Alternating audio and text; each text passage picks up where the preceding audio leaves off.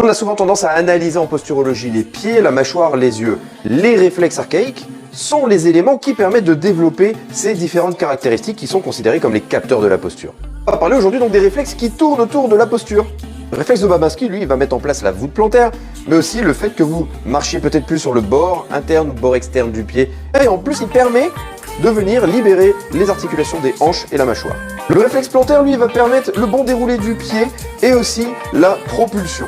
Le réflexe d'allongement croisé, quant à lui, va nous permettre de regarder si une personne se penche plus d'un côté ou de l'autre pendant la marche.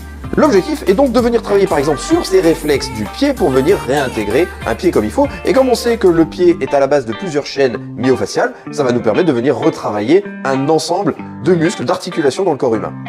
Quand on parle de l'œil, on sait que l'œil est mis en place par plusieurs réflexes archaïques également. Il y a le réflexe de Moro, mais il y a aussi le réflexe tonique asymétrique du cou, le réflexe tonique labyrinthique, le réflexe tonique symétrique du cou. Donc quand on vient travailler sur une composante de l'œil, et ça c'est l'objectif de LaboRNP, c'est de tisser le lien entre la problématique qu'on va retrouver au niveau des entrées du système sensoriel, au niveau du système nerveux central, et les réflexes archaïques. Donc où se situe le réflexe archaïque par rapport au tronc cérébral et par rapport à la problématique que l'on va retrouver du côté de la neurologie fonctionnelle ou de la posturologie clinique, et c'est comme ça qu'on va apporter des corrections qui vont être adéquates.